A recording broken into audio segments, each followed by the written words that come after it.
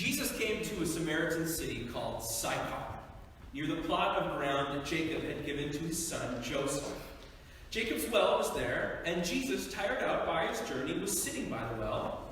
It was about noon. A Samaritan woman came to draw water, and Jesus said to her, "Give me a drink." His disciples had gone to the city to buy food. The Samaritan woman said to him, "How is it that you, a Jew, ask of me, a woman of Samaria? Jews do not share things in common with Samaritans." Jesus answered her, "If you knew the gift of God, and who it is that is saying to you, 'Give me a drink,' you would have asked him, and he would have given you living water." The woman said to him, "Sir, you have no bucket, the well is deep. Where are you going to get that living water? Are you greater than our ancestor Jacob, who gave us this well, and with his sons and his flocks drank from it?" Jesus said to her, "Everyone who drinks of this water will be thirsty again. But those who drink of the water that I will give them will never be thirsty. The water I will give will become in them a spring of water gushing up to eternal life." The woman said to him, "Sir, give me this water, so that I may never be thirsty or have to keep coming here to draw water." Jesus said to her, "Go call your husband and come back." The woman answered him, "I have no husband." Jesus said to her, "You are right in saying, 'I have no husband,' for you've had 5 husbands, and the one you have now is not your husband. What you said is true." The woman said to him, "Sir, I see that you are a prophet. Our ancestors worshipped on this mountain, but you say that the place where people must worship is in Jerusalem." Jesus said to her, "Woman, believe me, the hour is coming when you will worship the Father neither on this mountain nor in Jerusalem. You worship what you do not know. We worship what we know, for salvation is from the Jews. But the hour is coming and is now here when true worshipers will worship the Father in spirit and truth. And the Father seeks such as these to worship him. God is spirit, and those who worship him must worship in spirit and truth." The woman said to him, "I know that Messiah is coming, who is called Christ. When he comes, he will proclaim all things to us." And Jesus said to her, "I am he, the one who is speaking to you." Just then his disciples came, and they were astonished that he was speaking with a woman. But none of them said, "What do you want?" or "Why are you speaking with her?" Then the woman left her water jar and went back to the city.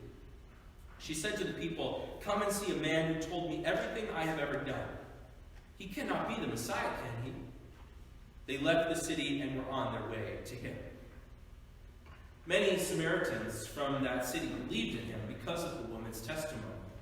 "He told me everything I have ever done."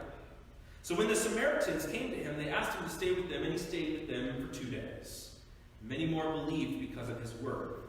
And they said to the woman, "It is no longer because of what you said we believe, for we have heard for ourselves, and we know that this is true."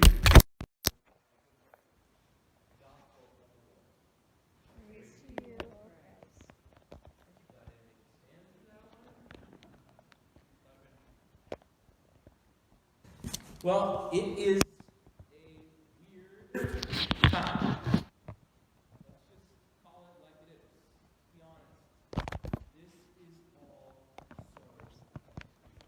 It's one of the weirdest weeks I can remember in my life. A couple of weeks ago, Corona was just a brand of pretty bad beer to me.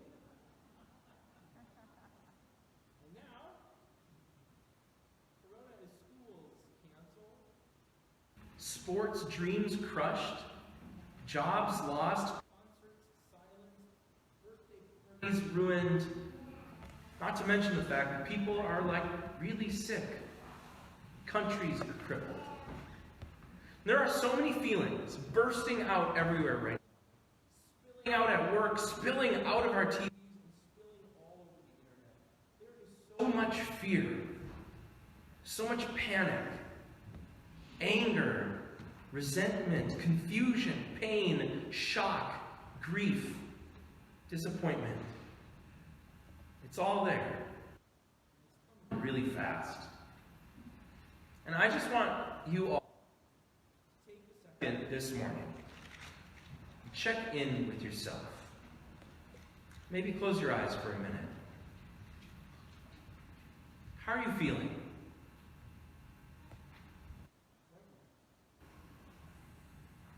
in this place, how are you feeling? I just want you to know that those feelings are okay. And it is okay to be honest about them, especially in worship.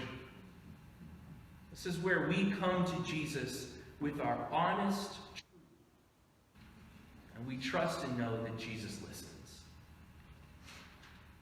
Things might get weirder in the coming weeks. So I want you to know that it really is okay for you to talk about your feelings. Even if you are from North Dakota, you can talk about your feelings. In fact, it's a good thing to do. And luckily, you cannot get a virus over the telephone. So feel free to call anyone. Tell them how you're doing. You can call me. You can call Pastor Lisa. And this is how we're going to get through this together, even with a little social distancing. A couple weeks ago, I also thought that social distancing was just a way for popular kids to shun nerdy kids. But now social distancing is this massive global effort to stop the spread of this thing that we can't even see. People are being told to stay out of bars and restaurants. Libraries are closing. Nursing homes are closed to the public. Churches, even my old internship church in Washington, canceled worship. As an extrovert and as a huge basketball fan, all this social distancing is like my nightmare.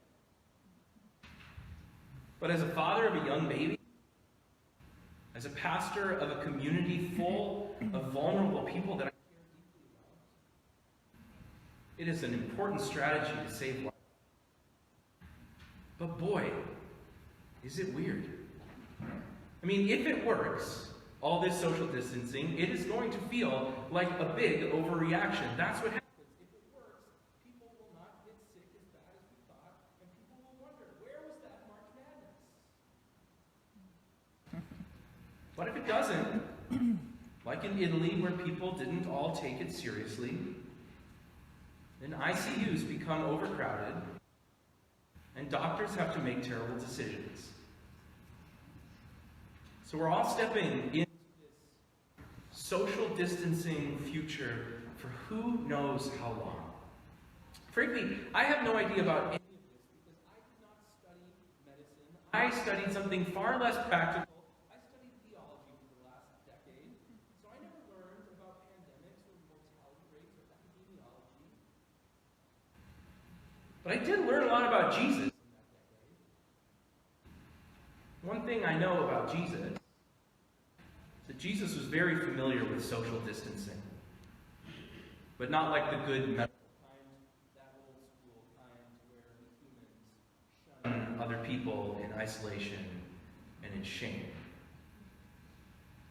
That's where he met the woman at the well, at the furthest edges of her social distancing.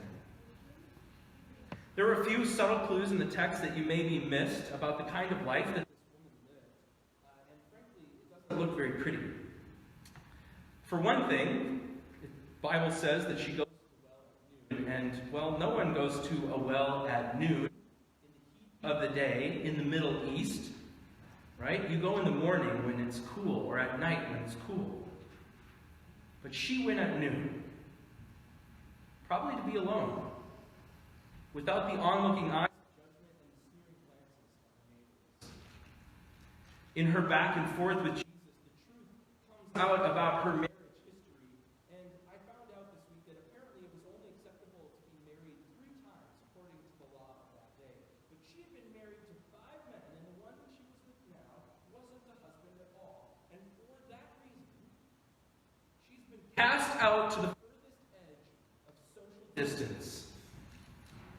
And how unfair. I mean, it's the first century. It's not like she had any control over any of these marital decisions as a woman anyway.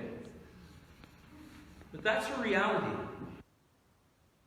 Social distancing was this woman's whole reality.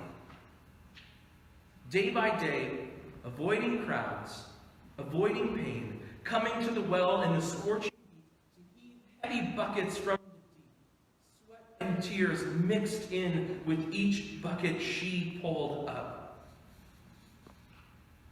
There's so much pain, panic, anger, resentment, confusion, fear, shame, disappointment, and grief. It's all there. All the time.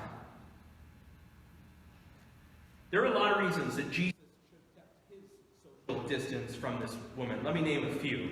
First, he should not be in Samaria at all. Jewish people like Jesus avoided that region by taking the long way around. Two, he should definitely not be asking a Samaritan person for a favor, like fetching water. That's a good way to get slapped. Three, he should also not be at the well in the heat of the day. Nobody should, especially someone without a bucket.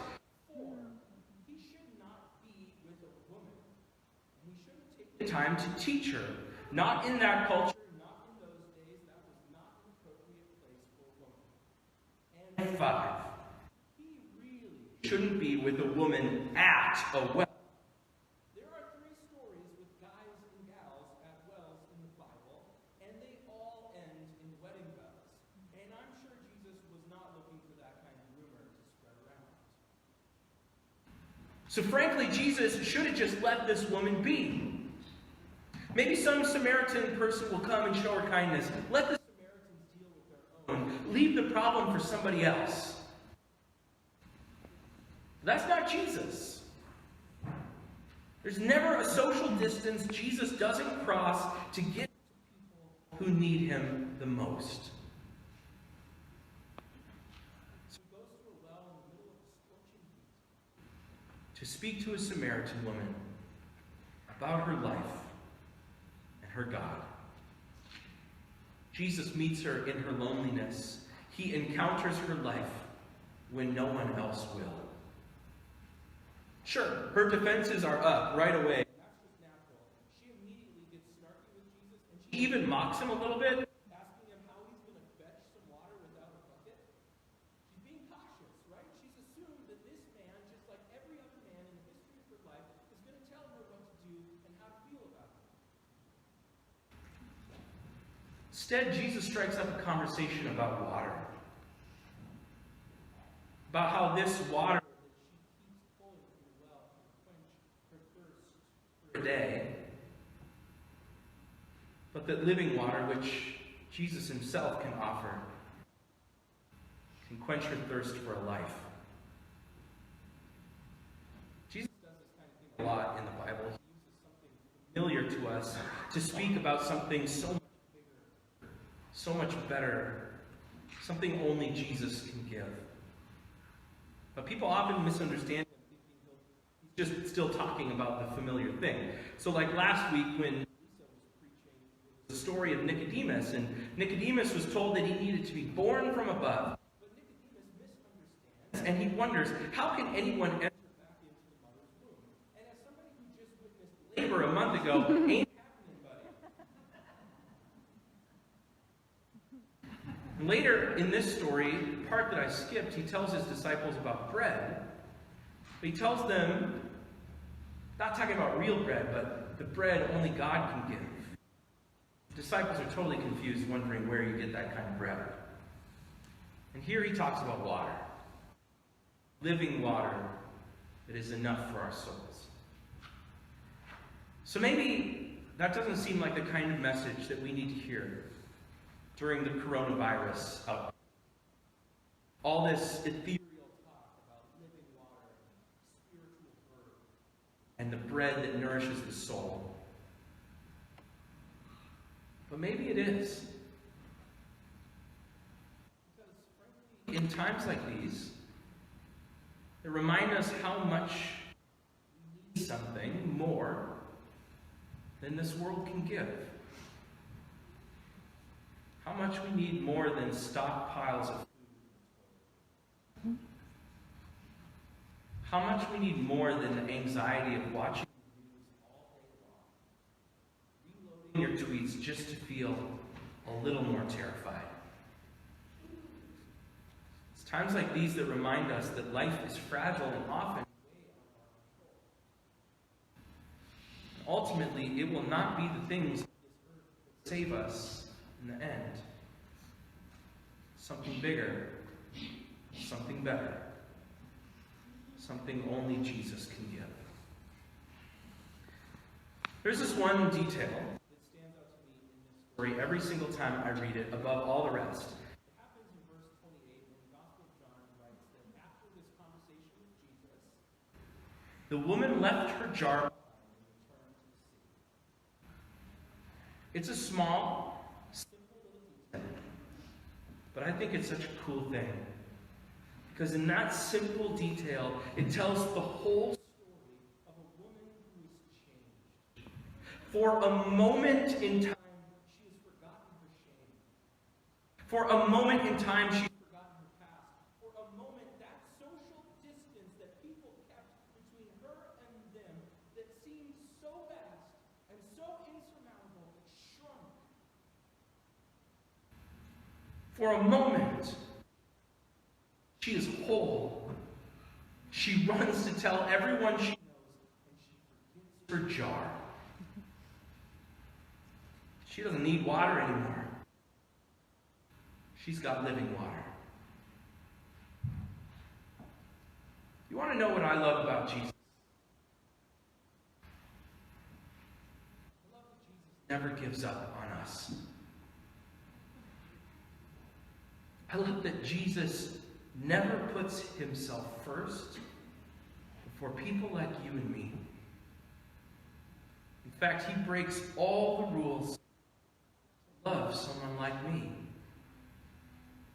To love a broken, tired, terrified woman at a well. To stop at nothing. To love someone like you.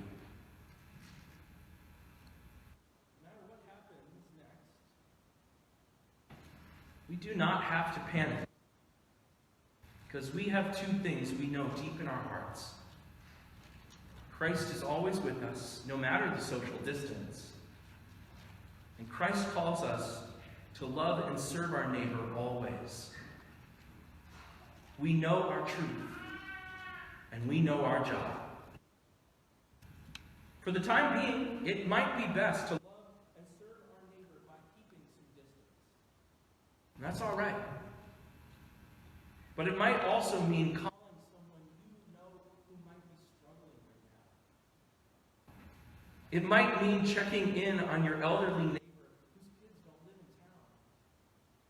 It might mean resisting the urge to stockpile goods, knowing there'll be enough for everyone. Because our call,